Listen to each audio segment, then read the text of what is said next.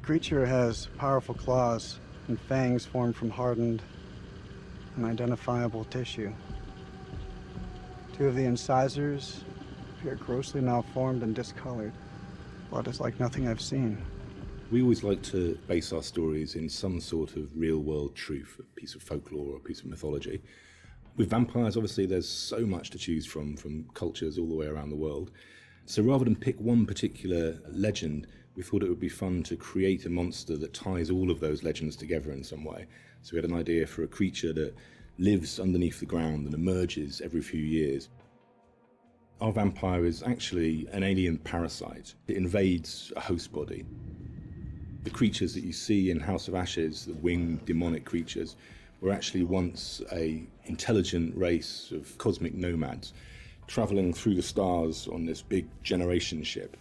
They somehow picked up this alien parasite and it ravaged through their crew, and their ship went out of control and crash landed into prehistoric Earth, where it was buried under the ground in what is now the Zagros Mountains.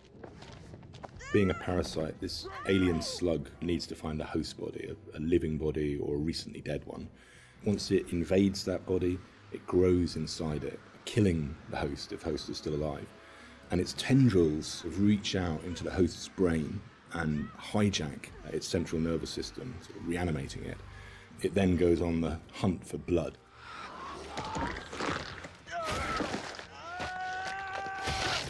It feeds on the adrenaline in blood.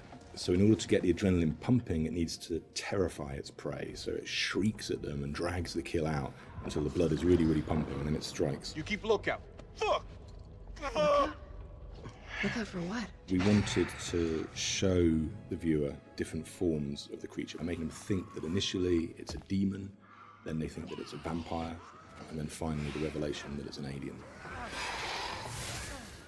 So just to explain where the parasites have come to infect some of our game characters, this shows a game character who's going through different stages, is infected, starts to affect the character, and there's a final look from that where the fangs are coming through the skull. So that's one of the developments of how our classic vampire is actually a host. Another example of that is an Acadian warrior who's been taken over by the parasite, and again the fangs have come through, the vines are poking through the head. This human is now being taken over, his skin is dying, the parasite is trying to grow within. But we progress that into looking at the design on the alien demon, I call it. This had to have very unique elements that came through from the head design. So we've got a very animalistic head here, but also we've got the fangs. These fangs are coming from the parasite that's within, so the fangs are coming through. It's almost deforming the shape of the host. Oh, shit. The fuck happened to your teeth, buddy? We refined that further to what is our final head, where the ear is part of the skull and it flexes open.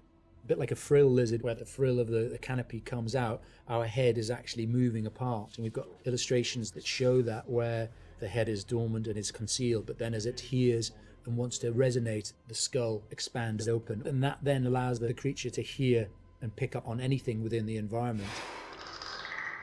What With characters, it's always good to base at least some of it on anatomy that we recognise, and that provides a foundation for the vampire. It's bipedal and human in its structure, but we've just changed things, tweaked them, made them a bit more alien.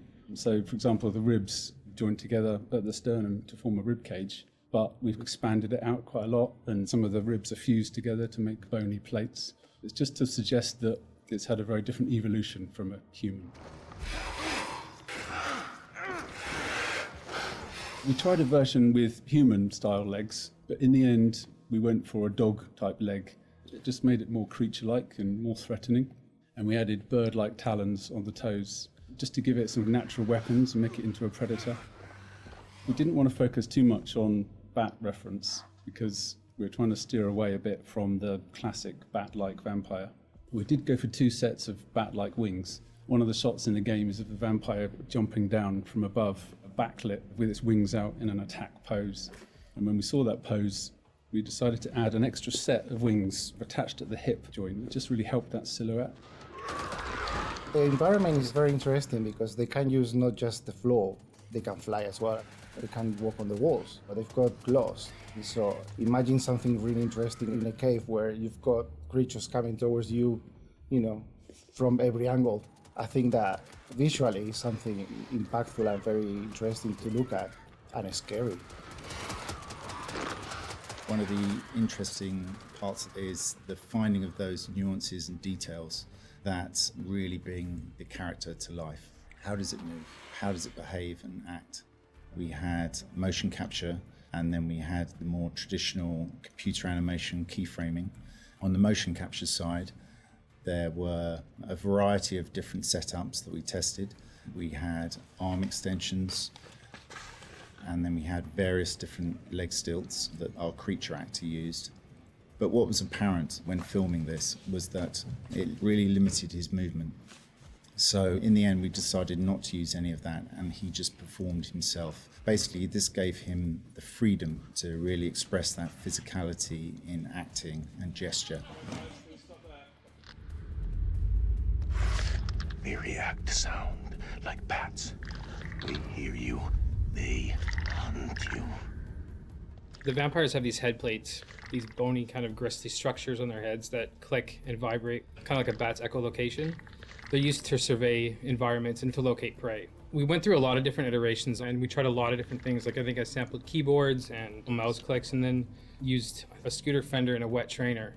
And it made this organic, clicky, squeaky sound. And then I had a friend of mine in the States take a taser to a bunch of meat and a bunch of organic material, and it came out a lot more aggressive. It just sounded meaner. I got something for you! And then the biggest thing that we had was this little tiny drum and a rod with fishing line in between it. So when you twisted a rod, it made this clicking and popping sound. So that ended up being one of the main tonal layers for it. But none of them quite fit right. But once we put them all together, and layered them all together on top of each other, then it started to actually work as a holistic, organic thing.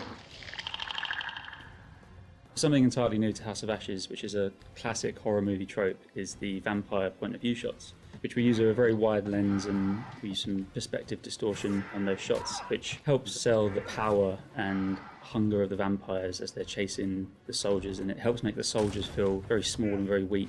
And doing so, it also helps us as the player realise that these vampires are inhuman, and that when we're watching what they're doing, they're bouncing off of walls and they're climbing on the ceilings and flying. At any time in the game, the players could be running through an endless maze of tunnels, and we use very tight shots on these with a lot of handheld, a lot of tilt again, to emphasise this claustrophobicness and this tension and not being able to see what's chasing them. And it's in complete contrast then to later on in the game, where we see these grand environments that they uncover, which could be a temple, a city, or things like that, that we have these wide shots that really sit still and just let the player soak in that environment.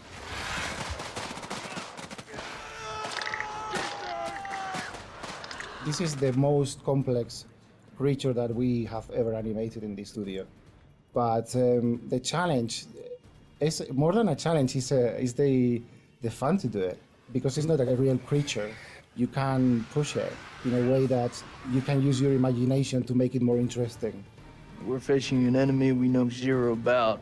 An enemy of unknown size from their home turf. Sucks to be us.